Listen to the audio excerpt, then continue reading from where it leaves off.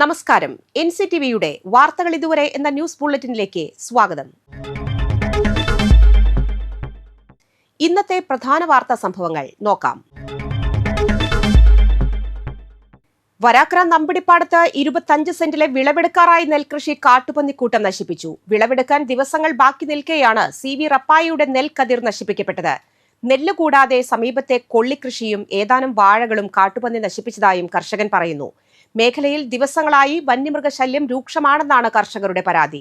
കാട്ടുമൃഗങ്ങളുടെ ശല്യം വർദ്ധിച്ചതോടെ കൃഷിയുമായി മുന്നോട്ടു പോകാൻ കഴിയാത്ത അവസ്ഥയിലാണ് കർഷകർ.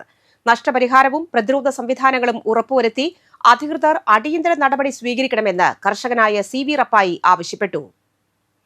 കഴിഞ്ഞ ശനിയാഴ്ച വൈകുന്നേരം കുറച്ച് കൊള്ളി കുത്തിയിറന്നത് പന്നി വന്ന് നശിപ്പിച്ചു.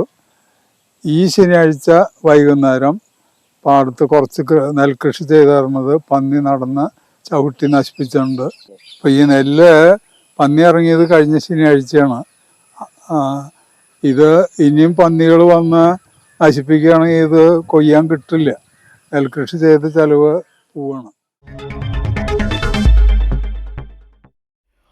ആമ്പല്ലൂർ NSS കരയോഗത്തിന്റെയും വനിതാ സമാജത്തിന്റെയും ആഭിമുഖ്യത്തിൽ ഓണാഘോഷം നടത്തി. Mukundapuram taluk union president D Sankarankutty ഉദ്ഘാടനം ചെയ്തു. കരയോഗം പ്രസിഡന്റ് C മുരളി അധ്യക്ഷത വഹിച്ചു. കല്ലൂർ മേഖലാ പ്രസിഡന്റ് നന്ദൻ പറമ്പത്ത് മുഖ്യപ്രഭാഷണം നടത്തി.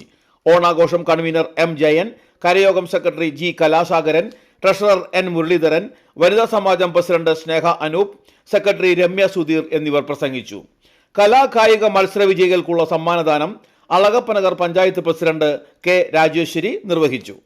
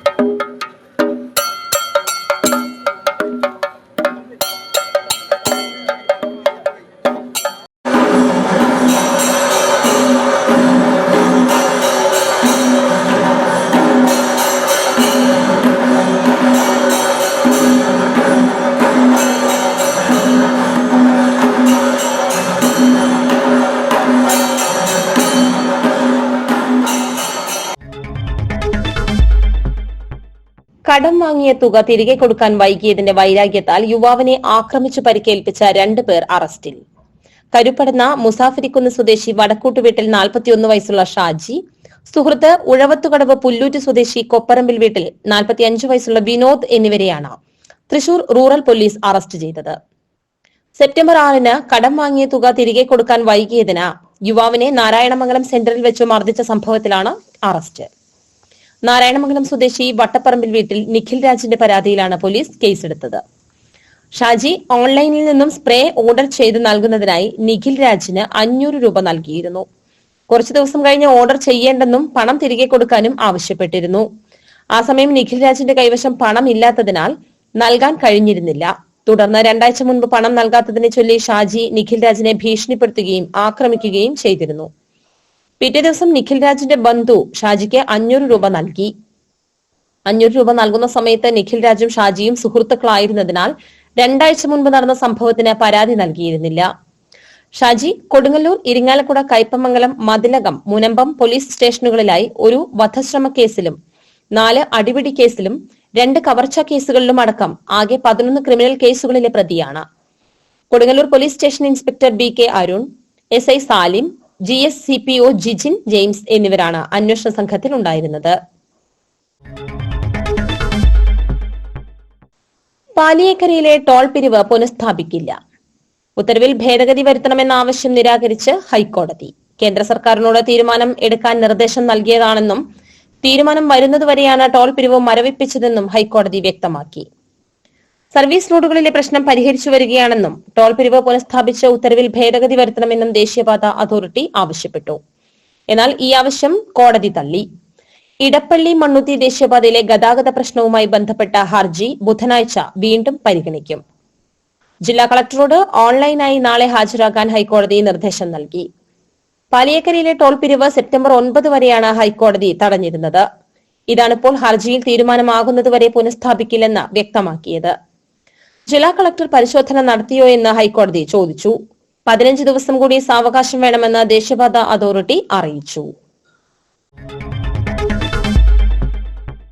പരപ്പൂക്കര പള്ളം കരവെട്ട് സന്തോഷിന്റെ മകൾ ശ്രീലക്ഷ്മി അന്തരിച്ചു. 26 വയസ്സായിരുന്നു. സംസ്കാരം ഇന്ന് ഉച്ചതിരിഞ്ഞ് 3:30 വീട്ടുവളപ്പിൽ. വിജിയാണ് അമ്മ. സഹോദരി ഭാഗ്യലക്ഷ്മി. കാലാവസ്ഥ.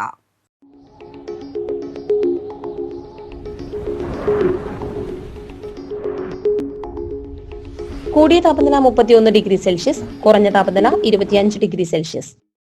ചാലക്കുടി കൃഷ്ണ ജ്വല്ലറിയിൽ ഇന്നത്തെ സ്വർണ്ണവില. സ്വർണ്ണവില നിങ്ങൾക്കായി സമർപ്പിക്കുന്നത് അപ്പസ്വർണം ആഡംബരവുമാണ്, സമ്പാദ്യവുമാണ്. സ്വർണം കയ്യിലുണ്ടേ അതൊരു ധൈര്യവുമാണ്. Krishna jewellery gold and diamonds, Chalakudy. ഹൃദയങ്ങൾ കീഴടക്കിയ വിശ്വാസം. സ്വർണം ഗ്രാമിന് 10,110 രൂപയും പവന് 80,880 രൂപയും രേഖപ്പെടുത്തി. ഇതോടെ വാർത്തകൾ ഇതുവരെ എന്ന ന്യൂസ് ബുള്ളറ്റിൻ സമാപിക്കുന്നു. നന്ദി, നമസ്കാരം.